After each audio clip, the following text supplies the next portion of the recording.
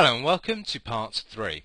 Now we've duplicated the background layer, so we've got our background copy layer. In the last part we got rid of all the dust, and now we're going to make some basic adjustments to the panoramic image. So using a levels adjustment layer, click onto your adjustment layers icon and select levels.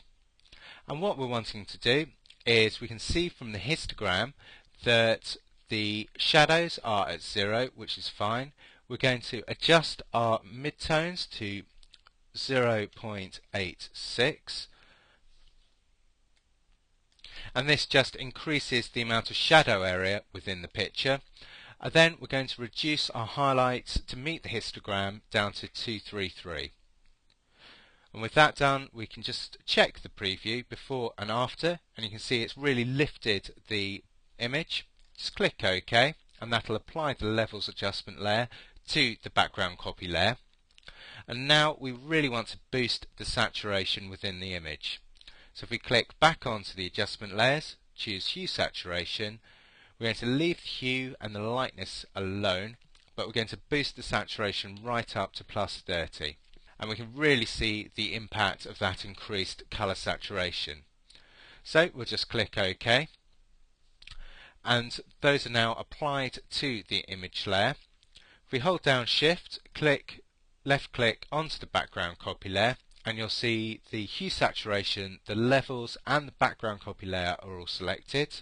Then go Control or Apple E, and that'll flatten those three layers down into one and apply those adjustments to that image layer. Now if we have a quick look at before those adjustments and after, and you can see it's really made that scene look a lot more dramatic. Once we've done that, we're now going to look at using the burn and dodge tools. So firstly, zoom your image in to 100%. And what we want to do is just to lighten up a few of these areas in the background, and we're also going to take a look at the rocks here in the foreground as well. So first of all, we're going to start with the dodge tool.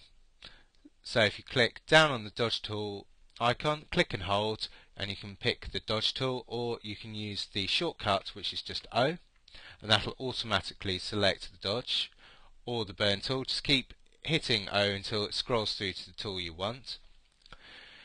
We want our range to be set to highlights, and we want our exposure at just 5%. Now with a moderately large brush, we're just going to very quickly brush over these areas that we want to just add a little bit more highlight to. And because it's at 5%, it's a very subtle adjustment and won't degrade the image too much. And we want to just go over these areas and just lift out some of the grass, maybe a bit of the rocks here, and this rock in the foreground as well. So spend a bit of time just using the dodge tool, and once you've completed that, select the burn tool, which you'll find in exactly the same place. Just hit O to scroll through to it.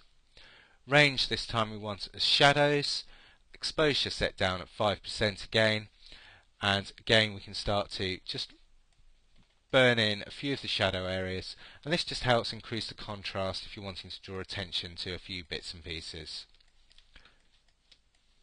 So we'll zoom out a little bit, and again we can use the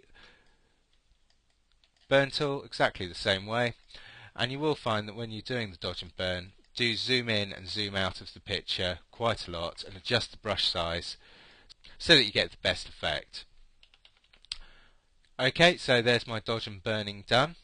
And the very final step is just to apply sharpening to the whole image. So if we go up to Enhance and select Adjust Sharpness, I'm going to go to the rock in the foreground because that's one of the most prominent features within the image. I've set my amount at 70. At the moment my radius is at 2.5.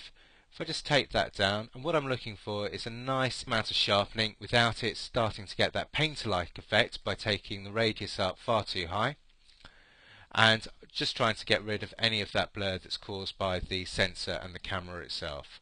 So about 1.6 has just helped boost the sharpness of the picture, and we've got quite a nice result.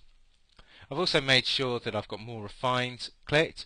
Now this takes a little bit more time to render, but will get you a better result. For the purposes of this render, I've just clicked it off so that it'll render a lot faster.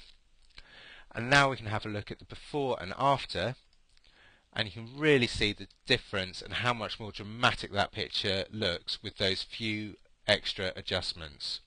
Okay, so that's how to make your holiday scenes look a lot more dramatic.